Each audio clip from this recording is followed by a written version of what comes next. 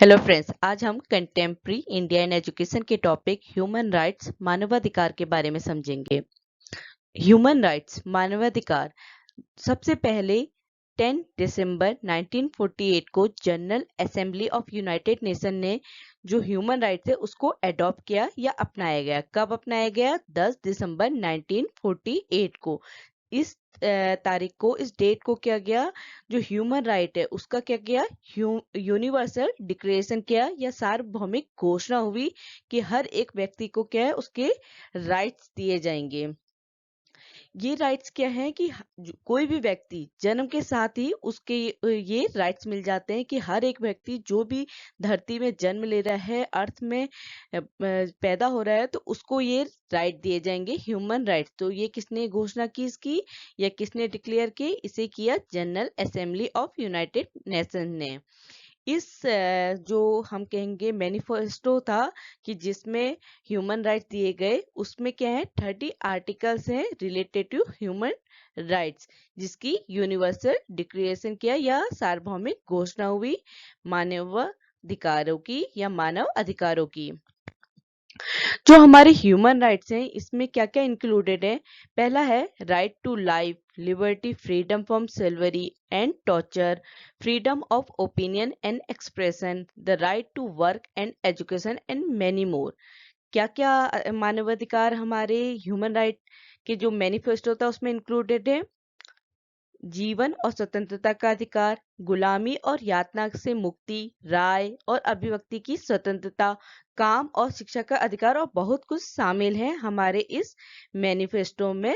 ठीक है, इन जो भी अधिकार, जो भी ह्यूमन राइट्स है, इसको किसी भी बिना किसी डिस्क्रिमिनेशन के लिए, सभी व्यक्तियों के लिए, सभी ह्यूमंस के लिए ये जो राइट है वो क्या है, इक्वल राइट है कि हर एक व्यक्ति जो भी धरती में पैदा हो रहा है, जन्म ले रहा है, उसको क्या है, जो भी राइट दिए जा रहे हैं उनमें कोई भी भेदभाव या कुछ भी डिस्क्रिमिनेशन नहीं होगा, सबको इक्वल राइट प्रोवाइड किए जाएंगे according to human right manifesto. According to Mrs FD. Roosevelt, जो क्या थी, चेयरपर्सन थी कमीशन ऑफ ह्यूमन राइट्स की। ये कब की बात हो रही है? 1948 की, जिस टाइम पे क्या हुआ, ह्यूमन राइट्स डिक्लेयर हुए यूनिवर्सली। तो क्या है कि उन्होंने क्या कहा कि जो भी ह्यूमन राइट्स हैं उसको किसकी फॉर्म में, international Magna carta of rights for all the man on the earth, कि जितने भी व्यक्ति हैं जो इस धरती में है, उन सबको क्या है, ये ह्यूमन राइट दिए हैं, जिसको किस फॉर्म में रखा गया है, इंटरनेशनल मैग्ना कार्टा के रूप में। जो ये डिक्लेरेशन हुआ ह्यूमन राइट का, इसको हम international charter of human right, या जो भी ये मानव अधिकार की जो घोषणा हुई उसको क्या कह सकते हैं, अंतरराष्ट्रीय चार्टर ऑफ ह्यूमन राइट्स कह सकते हैं। इसके बाद UN declaration of human right, जो मानवाधिकार की संयुक्त राष्ट्र ने घोषणा की, वो क्या क्या थे? जो भी हमारे जो ह्यूमन राइट है included into universal declaration of human right, कि जो भी हमारी यूनाइटेड नेशन ने जो भी यूनिवर्सली डिक्लेयर किए ह्यूमन राइट्स को, उसमें क्या है, ये 2 पार्ट्स में डिवाइडेड है। जो भी सार्वभौमिक घोषणा हुई, यूनिवर्सल डिक्लेरेशन हुआ ह्यूमन राइट का, वो क्या है, 2 श्रेणियों में विभाजित है। पहला है सिविल एंड पॉलिटिकल राइट, नागरिक और राजनीतिक अधिकार। दूसरा है economic, social and cultural rights, जिसे हम आर्थिक, सामाजिक और सांस्कृतिक अधिकार भी कहते हैं।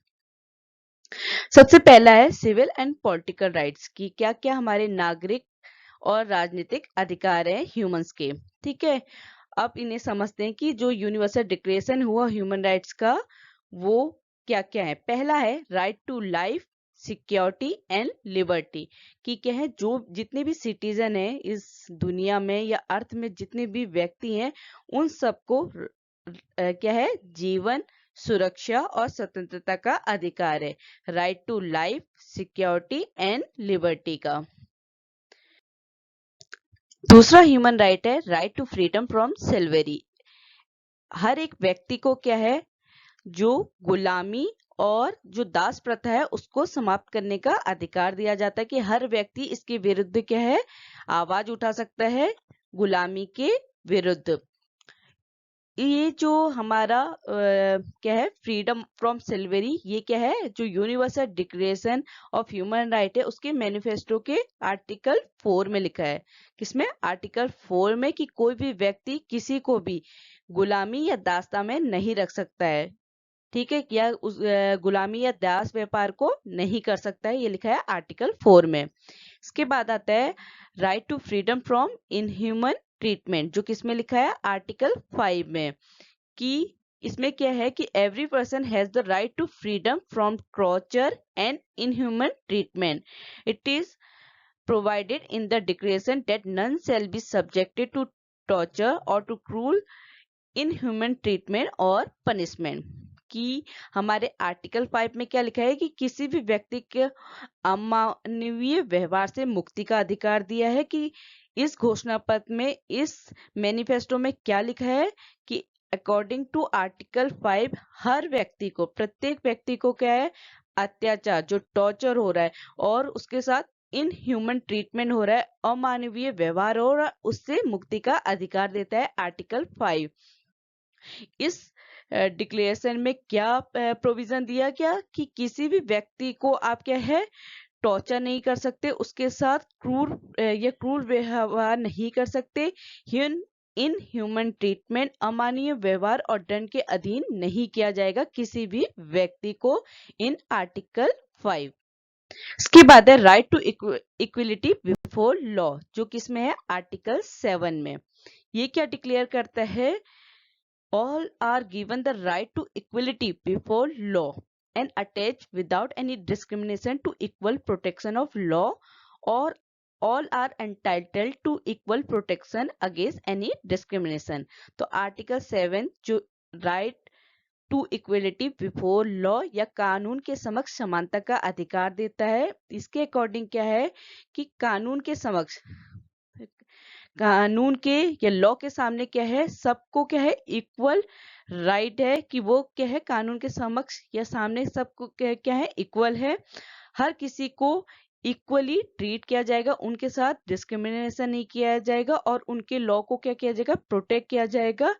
हर एक व्यक्ति क्या है, उनके इक्वल प्रोटेक्शन मिलेगी, उनको जो भी डिस्क्रिमिनेट या जो भी भेदभाव हो रहा है उसके लिए इक्वल प्रोटेक्शन मिलेगी, उनके खिलाफ समान सुरक्षा के अधिकार है हर एक व्यक्ति। किसमें? आर्टिकल 7 में, right to equality before law.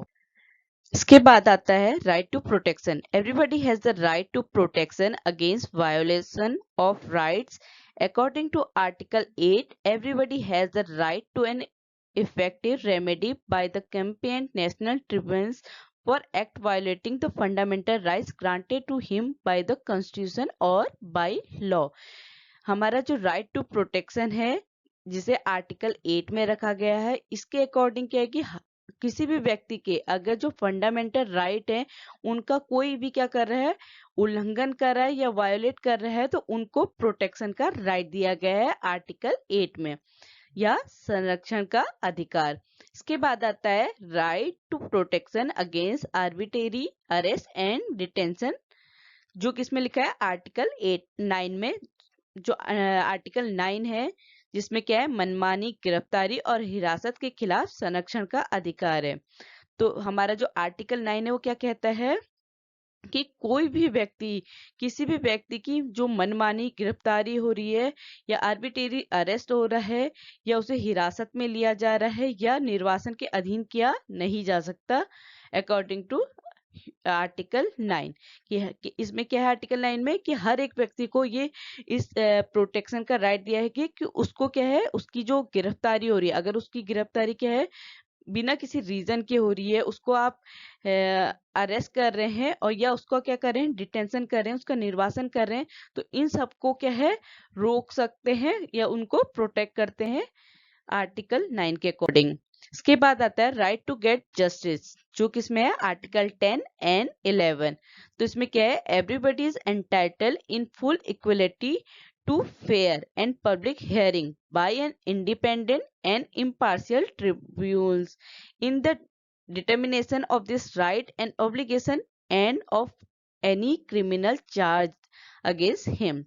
Right to get justice he means क्या है कि हर किसी को क्या है न्याय पाने का। गेट जस्टिस, जस्टिस मीन्स न्याय और गेट मतलब पाना। तो हर एक व्यक्ति को क्या है जस्टिस पाने का, न्याय पाने का अधिकार है, जो कि इसमें लिखा है अनुच्छेद 10 और 11 में, जिसके अनुसार क्या है कि हर एक व्यक्ति को अपने अधिकारों और दायित्व के निर्धारण में और उसके खिलाफ किसी भी आपराधिक आरोप में एक स्वतंत्र और निष्पक्ष न्यायाधिकरण द्वारा निष्पक्ष और सार्वजनिक सुनवाई के लिए पूर्ण समानता का हकदार है।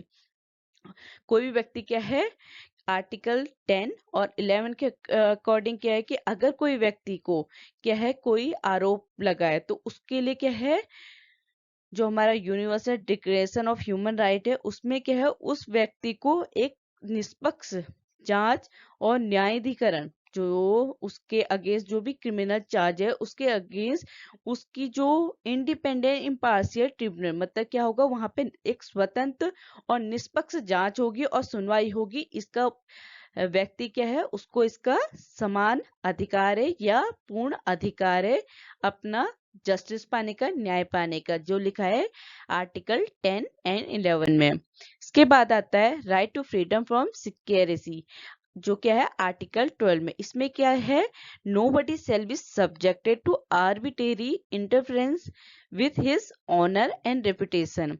Everyone has right to protection of law against such interference or attack।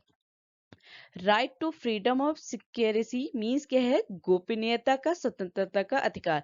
हर कोई व्यक्ति क्या है अपनी मतलब जो उसकी गोपनीयता है, उसकी जो सिक्योरिटी है, उसकी फ्रीडम का उसको क्या दिया है राइट दिया है, जो किसमें लिखा है आर्टिकल 12 में। इसमें क्या कहा गया है कि किसी को भी उसके सम्मान और प्रतिष्ठा के साथ मनमाने हस्तक्षेप के अधीन नहीं किया जाएगा। कि किसी भी व्यक्ति को क्या है उसकी जो भी सम्मान, ऑनर, उसकी प्रतिष्ठा, रेपुटेशन है उसके साथ क्या है कोई भी हस्तक्षेप नहीं कर सकता, कोई भी इंटरफेरेंस नहीं कर सकता। इसका क्या देता है राइट देता है। अगर कोई क्या है इसमें इंटरफेरेंस करता है तो उस व्यक्ति को क्या है लॉ क्या देता है प्रोटेक्शन का राइट देता है इन आर्टिकल 12, जो क्या है right to freedom from security या गोपनीयता की स्वतंत्रता का अधिकार। इसके बाद है right to freedom of movement, जो लिखा है आर्टिकल 13 में। इसमें क्या लिखा है everyone is given the right to freedom of movement and residence within the borders of each state. Apart from his, everybody is given the right to leave his country and come back to his country। जो हमारा article 13 है जिसमें क्या लिखा है right to freedom of movement, क्या आप movement उसको इधर उधर मूव करने का क्या है फ्रीडम दी है, आने जाने की स्वतंत्रता दी है। इसके अकॉर्डिंग क्या है कि हर एक व्यक्ति क्या है अपनी प्रत्येक राज्य की सीमाओं के भीतर आना जाना या रहने की स्वतंत्रता का अधिकार दिया गया है। कि हर एक व्यक्ति क्या है जो उसकी स्टेट की बॉर्डर है उसको क्या कर सकता है वहां से मूव कर सकता है, साथ ही साथ वहां रह भी सकता है, उसको वहां रहने के की भी स्वतंत्रता का अधिकार देता है, राइट देता है। इसके अलावा जो व्यक्ति है उसको क्या है वो अपने देश को छोड़ के दूसरे देश में भी जा सकता है और क्या है अपने देश में वापस आने का भी अधिकार देता है कि कोई भी व्यक्ति क्या है कहीं भी मूव कर सकता है अकॉर्डिंग टू आर्टिकल 13। इसके बाद आता है राइट टू असाइलम, जो क्या है आर्टिकल 14। ये क्या कहता है कि अगर किसी भी व्यक्ति पे क्या हो रहा है उत्पीड़न हो रहा है या क्या कह सकते हैं परसिक्यूशन हो रहा है तो वो व्यक्ति क्या है दूसरी कंट्री में जाके वहां रह भी सकता है और इंजॉय भी, उसे आनंद लेने का पूर्ण अधिकार देता है। ठीक है। इसके बाद आता है राइट टू नेशनलिटी, जो कि इसमें लिखा है आर्टिकल 15 में। आर्टिकल 15 में क्या है कि हर एक व्यक्ति को क्या है राष्ट्रीयता का अधिकार है, नेशनलिटी का राइट है। कोई भी व्यक्ति अपने मनमाने ढंग से उसकी राष्ट्रीयता से वंचित नहीं किया जाएगा किसी भी, क्योंकि ये ह्यूमन राइट्स की बात कर रहे हैं तो किसी भी व्यक्ति को आप उसकी नेशनलिटी से क्या कर सकते हैं वंचित नहीं कर सकते। ना ही उसे अपनी राष्ट्रीयता बदलने के अधिकार से वंचित किया जाएगा, ना ही आप उसको उसकी राष्ट्रीयता से वंचित कर सकते हैं, ना ही अगर वो किसी और देश की राष्ट्रीयता लेना चाह रहा है उसको इस राइट से, इस अधिकार से भी क्या है, वंचित नहीं किया जाएगा according to article 15 right to nationality. ठीक है, इसके बाद आता है right to marriage and family, जो आर्टिकल 16 में है कि विवाह और परिवार का अधिकार। इसमें क्या है कि हर एक आदमी औरत क्या है, किसी भी व्यक्ति से शादी कर सकते हैं, चाहे वो क्या हो, किसी भी रेस का हो, किसी भी नेशनलिटी का हो, किसी भी रिलीजन का हो। पर इसमें क्या है कि जो व्यक्ति शादी कर रहा है, इन दोनों में क्या है, दोनों ही व्यक्ति क्या हो, उस व्यक्ति के साथ सहमति से क्या हो, वो विवाह क्या हो, वो मैरिज क्या हो, फुल कंसेंट से हो, इंटेंडिंग स्पाउस की, कि मतलब चाहे वो पति हो या पत्नी हो, दोनों का कंसेंट क्या होना चाहिए, full free and full consent होना चाहिए। तो इसमें भी क्या है, उसमें हमारा क्या है, ह्यूमन राइट देता है कि अगर कोई व्यक्ति या कोई भी महिला किसी भी जाति, राष्ट्रीयता या धर्म के कारण बिना किसी सीमा के शादी करने और पारिवारिक जीवन जीने का अधिकार है। यह भी कहा गया है कि विवाह केवल इच्छुक जीवन साथी की स्वतंत्र और पूर्ण सहमति से किया जाएगा। कि आप किसी भी जो भी हम कह रहे हैं कि कोई भी मैन विमेन हो, वो क्या है, एक दूसरे से शादी कर सकते हैं, चाहे वो किसी भी रेस, नेशनलिटी और रिलीजन को, उनको ये चीज करने की क्या है, राइट देता है। पर उसमें भी क्या है, दोनों ही इंटेंडिंग स्पाउस, जो जीवन साथी है, उसका क्या होना चाहिए, फ्री और फुल कंसेंट होना चाहिए, लिखा है आर्टिकल 16 में। इसके बाद आता है राइट टू ओन प्रॉपर्टी, जो लिखा है आर्टिकल 17 में। इस आर्टिकल 17 के अकॉर्डिंग क्या है कि हर एक व्यक्ति क्या है, या तो वो क्या है, अपनी खुद की प्रॉपर्टी या किसी के साथ एसोसिएट होके ले सकता है।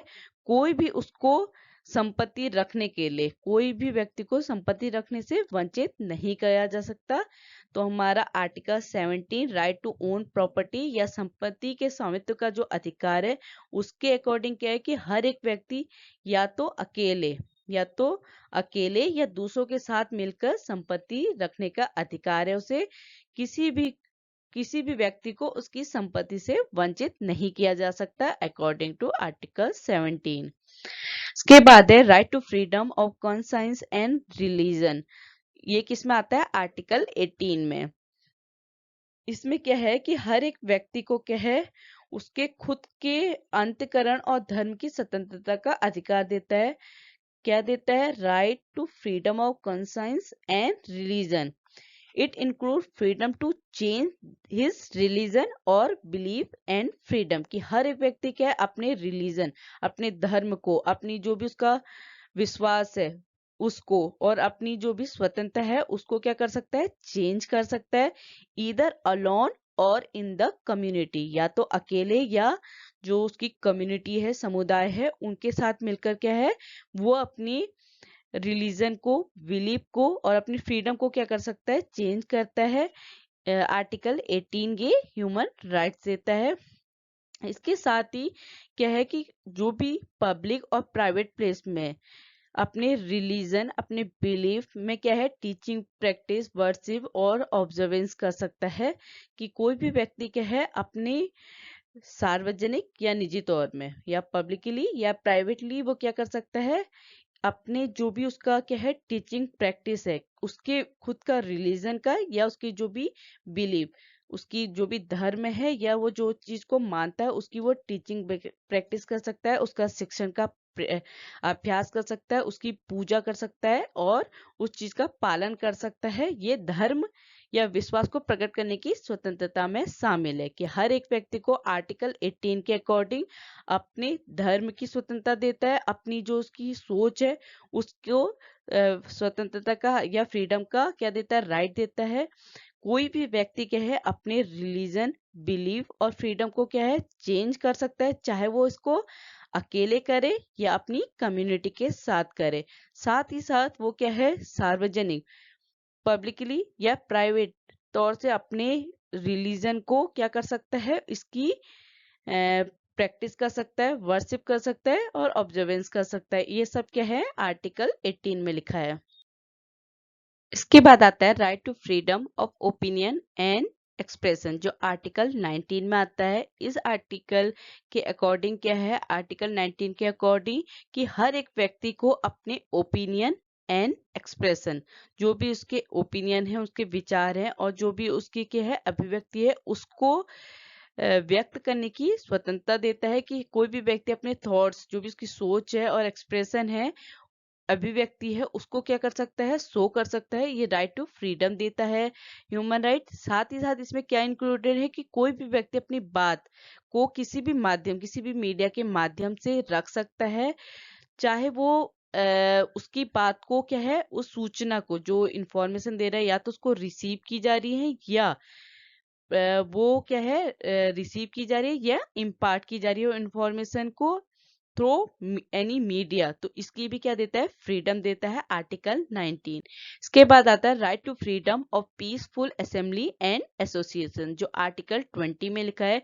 इसके अकॉर्डिंग क्या है कि कोई भी व्यक्ति इस आर्टिकल 20 के अकॉर्डिंग पीसफुली क्या कर सकता है, कोई भी असेंबली क्या कर सकता है, रख सकता है। इसका राइट देता है कि हर कोई व्यक्ति पीसफुली कोई भी असेंबली या एसोसिएशन जो संघ या सभा की क्या है स्वतंत्रता का अधिकार देता है। Nobody may be compelled to belong to any association against his wish, किसी को भी उसकी इच्छा के विरुद्ध किसी संघ से जुड़ने के लिए बाध्य नहीं किया जा सकता।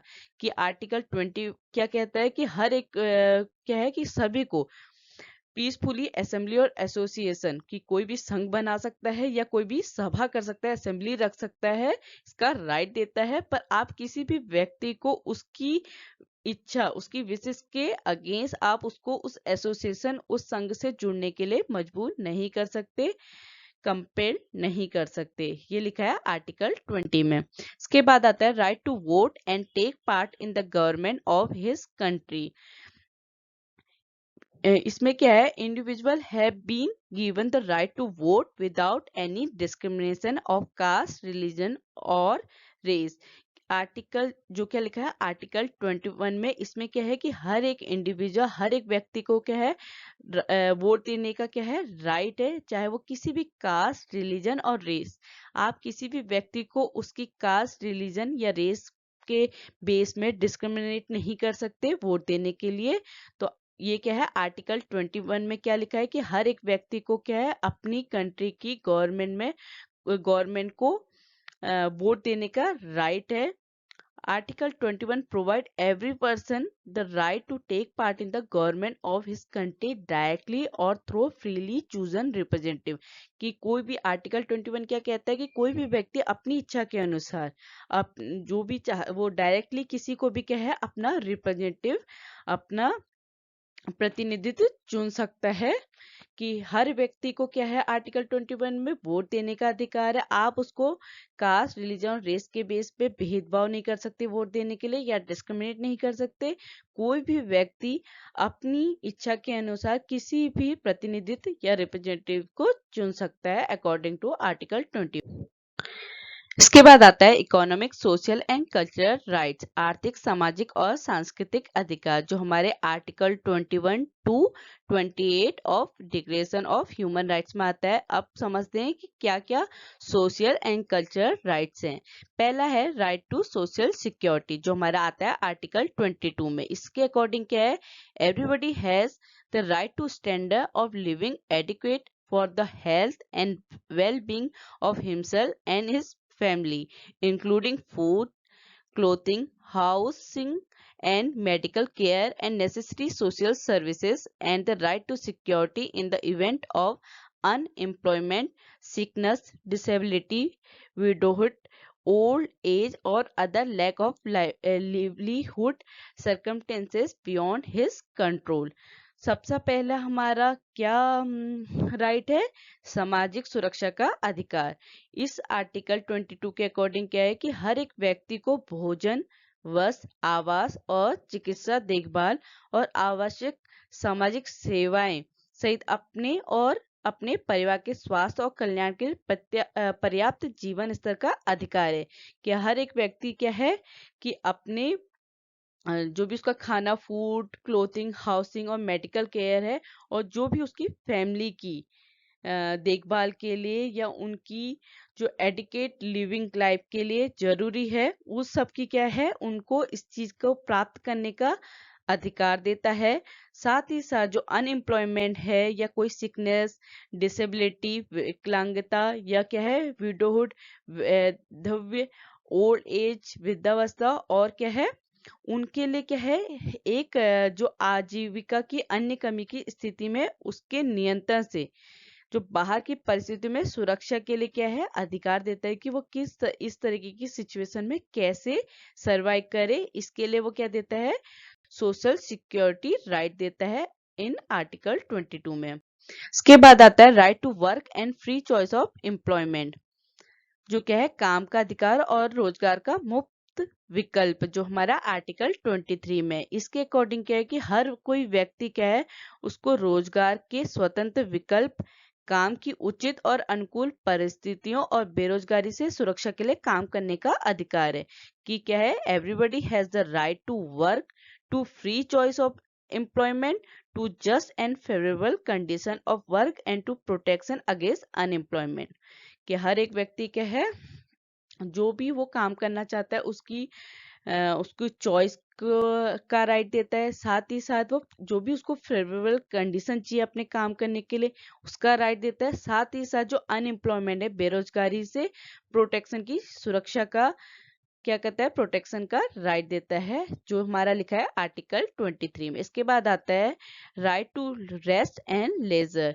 According to article 24, everyone has the right to rest and leisure including reasonable limitation of working hours and periodic holiday with play.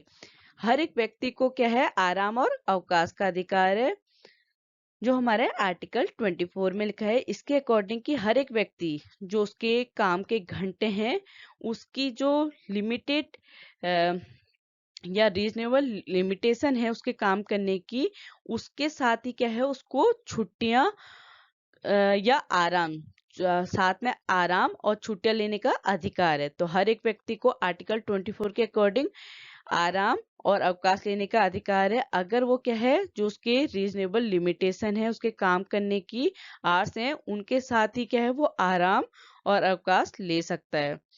इसके बाद आता है right to adequate standard of living, जो आर्टिकल 25 में है। ये क्या कहता है, everybody who work has right to just and favourable remuneration ensuring for himself and his family an existence worthy of human dignity।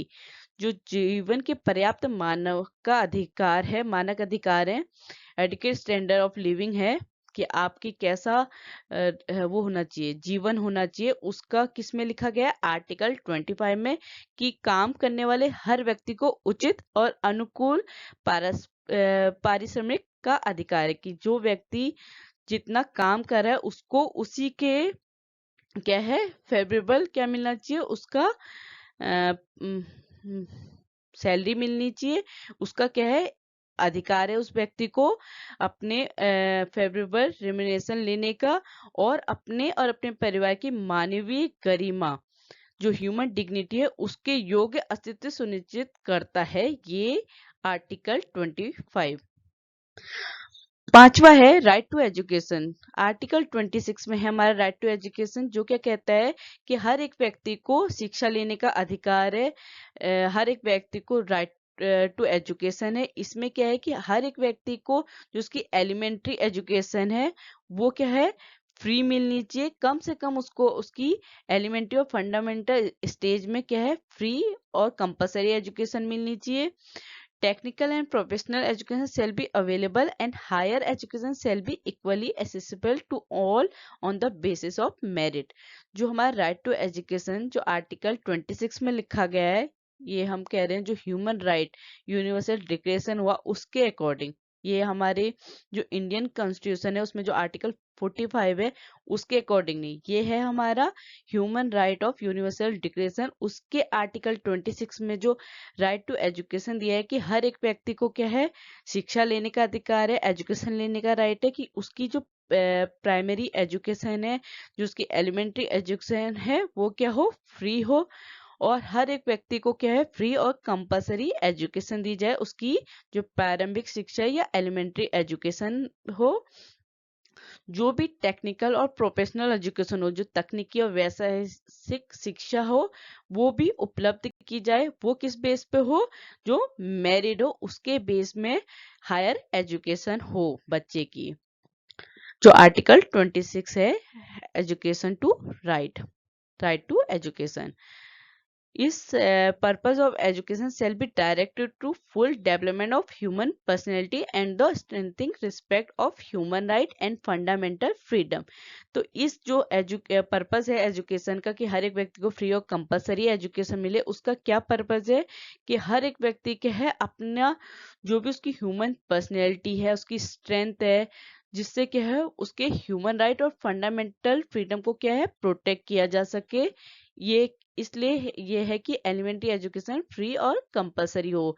It self promote understanding, tolerance and friendship among all nation, racial और religious group. ये क्या promote कर रहा है? क्योंकि education क्या है, अगर हर एक व्यक्ति को क्या है एजुकेशन मिल रही है, तो उससे क्या होगा कि जो ये किस चीज को प्रमोट कर रहा है कि जो भी राष्ट्र के नस्लीय या धार्मिक समूह के बीच की समझ है, सौहार्दता है और मित्रता को क्या है बढ़ावा देगा और शांति के रखरखाव के लिए संयुक्त राष्ट्र की गतिविधियों को आगे बढ़ाएगा। तो हम क्या कह रहे हैं कि जो एजुकेशन है, राइट टू एजुकेशन आर्टिकल 26, इसका पर्पस क्या है कि किसी भी हर एक व्यक्ति की ह्यूमन पर्सनैलिटी, साथ ही उसकी जो स्ट्रेंथ है, उसके ह्यूमन राइट्स और फंडामेंटल फ्रीडम, उसको ये क्या करेगा स्ट्रेंथिंग देगा, स्ट्रेंथ देगा। साथ ही साथ ये क्या करेगा प्रमोट करेगा जो देशों के बीच में क्या है जो अंडरस्टैंडिंग है, टॉलरेंस है, फ्रेंडशिप है, वो चीज को क्या करेगा बढ़ावा देगा, जिससे क्या है संयुक्त राष्ट्र जो भी ये एक्टिविटीज है उनको पीसफुली क्या है मेंटेन कर पाएगा, अगर क्या है हमारी एलिमेंट्री एजुकेशन फ्री और कंपलसरी होगी। छठा है right to participate in cultural life, जो आर्टिकल 27 में, इसके अकॉर्डिंग क्या है कि everybody has the right to participate in cultural life of the community, to enjoy the arts and to share in scientific advancement and its benefit. जो हमारा सांस्कृतिक जीवन में भाग लेने का अधिकार है, जो अनुच्छेद 27 या आर्टिकल 27 के अनुसार क्या है कि हर एक व्यक्ति को अपनी कम्युनिटी में क्या है कल्चरल लाइफ में पार्टिसिपेट करने का राइट है कि वह अपनी क्या है उस कला जो उसकी कम्युनिटी में जो भी उसकी आर्ट है उसको क्या कर सकता है, वो उसमें हिस्सा ले सकता है, और जो भी उसकी जो साइंटिफिक एडवांसमेंट, जो उसकी वैज्ञानिक उन्नति है और उसके बेनिफिट है, उन सबको क्या कर सकता है वो शेयर कर सकता है। ठीक है। Everybody has the right to protection of the moral and material interest resulting from any scientific literacy and artistic production of which he is the author। हमारा जो आर्टिकल 27 है उसके अकॉर्डिंग क्या है कि सभी को नैतिक और भौतिक हितों की सुरक्षा का अधिकार है, किसी भी वैज्ञानिक, साहित्यिक या कलात्मक उत्पादन के परिणामस्वरूप जिसके वो लेखक हैं, कि हर एक व्यक्ति के है सांस्कृतिक जीवन में भाग ले सकता है, वो अपनी कल्चरल लाइफ में पार्टिसिपेट करता है, साथ ही साथ वो अपने जो साइंटिफिक एडवांसमेंट है उसके बेनिफिट है, आर्ट है, उसको क्या कर सकता है शेयर कर सकता है, जिससे क्या है उसकी हर एक व्यक्ति के क्या है जो मोरल एंड मटेरियल इंटरेस्ट है, जो नैतिक और भौतिक हित है, इंटरेस्ट है, उनको क्या है प्रोटेक्ट कर सकता है। इसके बाद है right to good social and international order, जो हमारे आर्टिकल 28 में, इसमें क्या है everyone has the right to social and international order for the enjoyment of right, अच्छी सामाजिक एवं अंतर्राष्ट्रीय व्यवस्था का अधिकार, जो आर्टिकल 28 में लिखा है। इसके अनुसार क्या है अधिकारों के उपभोग के लिए प्रत्येक व्यक्ति को सामाजिक एवं अंतर्राष्ट्रीय व्यवस्था का अधिकार है, कि हर एक व्यक्ति क्या है अपने जो भी उसके सोशल और इंटरनेशनल ऑर्डर है उनको वो क्या है इंजॉयमेंट कर सके, इंजॉय कर सकते अपने राइट्स को। Right to form and join trade unions, everyone has the right to form and to join trade unions for the protection of his interest, जो भी हर एक व्यक्ति को क्या है अपने हितों की रक्षा के लिए ट्रेड यूनियन बनाने और उसमें शामिल होने का अधिकार है, कि कोई भी व्यक्ति क्या है ट्रेड को बना भी सकता है और उसमें शामिल भी हो सकता है, इसका क्या है राइट देता है ह्यूमन राइट्स।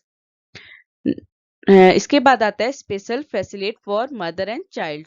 जो motherhood and childhood are entitled to special care and assistance all children whether born in or out of wedlock shall enjoy the same social protection.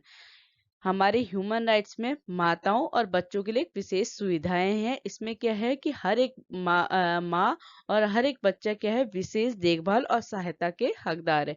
हर एक बच्चे को स्पेशल केयर और असिस्टेंस की क्या है उनको इसका राइट है कि उनको ये मिलनी चाहिए। जितने भी बच्चे हैं चाहे वो क्या है विवाह में पैदा हुए हो या बाहर, मतलब आप कह सकते हैं कि वो चाहे ये कह सकते हैं कि आप उनके बच्चे के माँ बाप की शादी हो गई हो या नहीं हुई हो, अगर वो बच्चा हुआ है तो उसको क्या है ये ह्यूमन राइट है कि वो अपनी सोशल लाइफ को एंजॉय कर सकता है, इसलिए उसको सोशल प्रोटेक्शन देता है हमारा ह्यूमन राइट।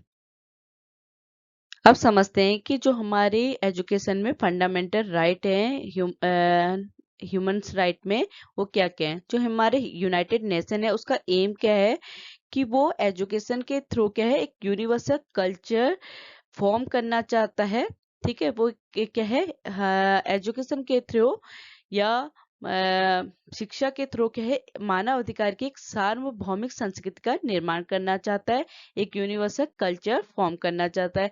तो हमारे यूएन या यूनाइटेड नेशन का क्या एम है, क्या ऑब्जेक्टिव है कि वो क्या है हर जगह के लोग जो हर जगह के लोग हैं उनको क्या है कॉमन लैंग्वेज और ह्यूमैनिटी सिखाए थ्रू एजुकेशन।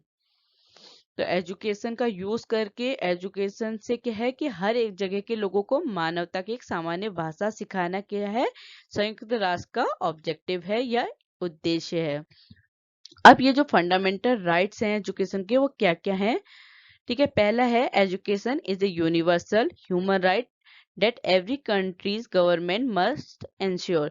शिक्षा एक सार्वभौमिक मानव अधिकार है जिसे हर देश की सरकार को सुनिश्चित करना चाहिए। दूसरा है without education there can not be development and progress. तो क्या है एजुकेशन के बिना किसी भी देश की प्रगति या विकास नहीं हो सकता। तीसरा है we have panacea for all socio economic ills and it is education. कि जो भी हमारी सोशियो इकोनॉमिक सामाजिक आर्थिक इलनेस है उसके लिए एजुकेशन ही क्या है रामबाण है, पेन क्या है कि इसके थ्रू ही एजुकेशन के थ्रू ही क्या है जो भी हमारी सोशियो इकोनॉमिक इल्स या सामाजिक आर्थिक बीमारियां उनको दूर किया जा सकता है। चौथा है schooling is set to increase every individual life chance. ये कहा जाता है कि स्कूली शिक्षा हर व्यक्ति के जीवन की संभावनाओं को बढ़ाती है। पांचवा है the campaign for fundamental right to education promote equality justice peace and democracy through universal elementary education. हम क्या कह रहे हैं शिक्षा के मौलिक अधिकार के लिए अभियान सार्वभौमिक प्रारंभिक शिक्षा के माध्यम से समानता न्याय शांति और लोकतंत्र को बढ़ावा देता है। कि अगर क्या है अगर हम फंडामेंटल राइट ऑफ एजुकेशन अगर शिक्षा को फंडामेंटल राइट या मौलिक अधिकार कहते हैं तो इससे क्या होगा ये इक्वलिटी जस्टिस पीस और डेमोक्रेसी को क्या है प्रमोट करेगा।